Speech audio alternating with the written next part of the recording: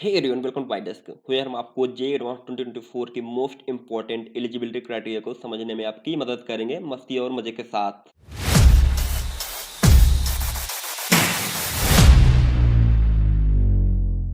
आज हम आपके लिए ये रूल्स एक सिंपल और एंटरटेनिंग तरीके से समझ रहे हैं, तो स्नैक्स वगैरह लेकर रेडी हो जाओ और चलिए शुरू करते हैं। तो सबसे पहले हम जे एडवांस की ऑफिशियल साइट पर हम विजिट करते हैं और यहाँ पर हम देख सकते हैं कि एलिजिबिलिटी क्राइटेरिया पे क्लिक करेंगे।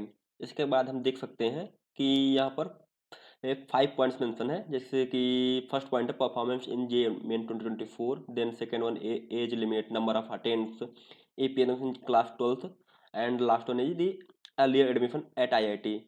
सो इनमें से जो फर्स्ट एंड लास्ट पॉइंट है ये काफ़ी इंपॉर्टेंट है और ये आपको पता होना चाहिए। और मैं आपको सजेस्ट करूंगा कि कोई भी इंफॉर्मेशन के लिए आप जे एडवांस की ऑफिशियल साइट पर विजिट करें ताकि आप clear and authentic information get कर पाएँ आप। तो सबसे पहले हम परफॉर्मेंस इन जेईई मेन 2024 इसको देखते हैं।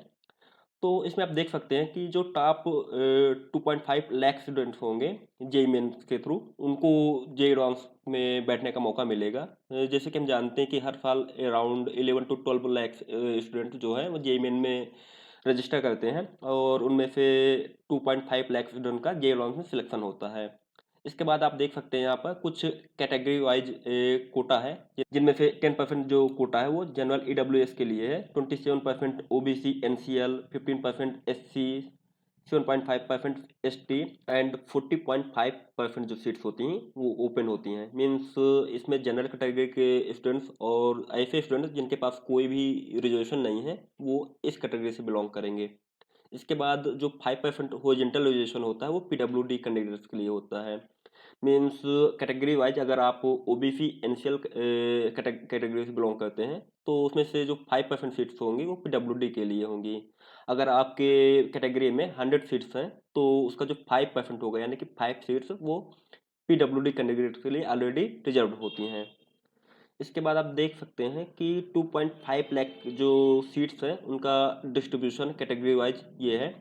तो आप देख सकते हैं कि जो ओपन कैटेगरी में होंगे यानी कि जनरल कैटेगरी में होंगे जिनके पास कोई भी एक कैटेगरी में कोटा नहीं है, उनके लिए ये 1 लाख के अराउंड सीट्स हैं और इसका जो 5% होगा वो नियर अबाउट इतना होगा, 5000 के अराउंड होगा। और इसके बाद आप देख सकते हैं कि जनरल ईडब्ल्यूएस में 25,000 सीट्स हैं, जिनमें से जो 5% सीट्स जो हैं वो पीडब्ल्यूडी के लिए रिजर्व्ड हैं। इसके बाद ओबीसी एनसीएल में सिमिलर तरीके से इस सीट का जो 5% होगा वो ओबीसी एनसीएल पीडब्ल्यूडी कैंडिडेट के लिए रिजर्व्ड हैं इतनी सीट्स। तो आप अपने कैटेगरी वाइज ये देख सकते हैं।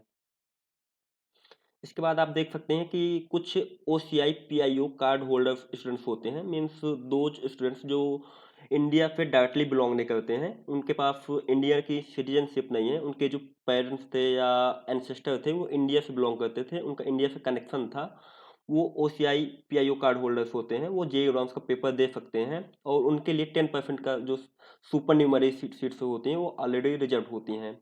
और उनके लिए ये जो 2.5 लाख सीट्स होती हैं इनसे ये बिलोंग नहीं करते हैं। इनके लिए जैसे कि आप बीटेक में एडमिशन लेंगे कंप्यूटर साइंस ब्रांच में, तो कंप्यूटर साइंस ब्रांच में इनके लिए 10% सुपर न्यूमरी सीट्स ऑलरेडी रिजर्व होती हैं, तो उस कोटा के थ्रू ये एडमिशन ले सकते हैं।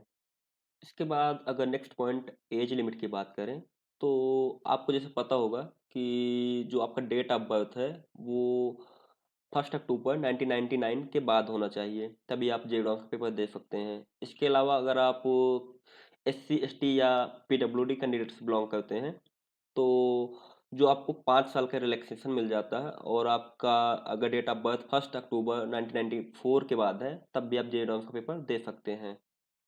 इसके बाद नंबर ऑफ अटेम्प्ट्स की बात करें तो जैसे कि हम सबको पता है कि जे एडवांस में आप 2 कंसेक्यूटिव अटेम्प्ट्स दे सकते हैं। जैसे कि अगर आपने पिछले साल यानी कि 2023 में अगर 10+2 का एग्ज़ाम दिया है तो आप 2023 में आप पेपर दे सकते थे जे एडवांस का और 2024 में आप जे एडवांस का पेपर दे सकते हैं। इर्रेस्पेक्टिव आप अगर आपने किसी ईयर अगर जे एडवांस पेपर नहीं भी दिया है तो तब भी वो काउंट हो जाता है।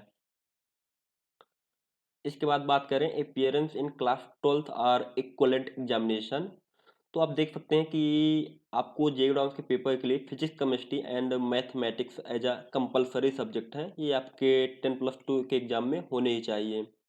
इसके अलावा आप देख सकते हैं कि आपका जो 12th का एग्ज़ाम हुआ है, वो अगर 2023 या 2024 में आप इस साल अगर पेपर दिए हैं, तो आप जेईई एडवांस के लिए एलिजिबल हैं। और अगर आप 2022 या इसके पहले अगर आपने 10+2 का एग्ज़ाम दिया है, तो आप जेईई एडवांस के लिए आप एलिजिबल नहीं हैं। इसके बाद लास्ट पॉइंट की बात करें, जो कि काफ़ी इंपॉर्टेंट है, that is earlier admission at IIT. तो दो जो स्टूडेंट जिन्होंने लास्ट ईयर 2023 में जोसा की काउंसलिंग में पार्टिसिपेट किया था और उनको कोई ना कोई सीट अगर एलोकेट हुई थी, उसके बाद उन्होंने रिपोर्टिंग सेंटर में जा करके अगर रिपोर्ट किया है, मीन्स सीट को एक्सेप्ट कर लिया है, उसके बाद किसी भी रीजन से आपकी सीट कैंसिल हो गई है या आपने सीट को विदड्रा कर लिया है, तो आप ध्यान दीजिएगा, जेईई एडवांस 2024 में आप नहीं बैठ सकते हैं, आप उसके लिए एलिजिबल नहीं हैं।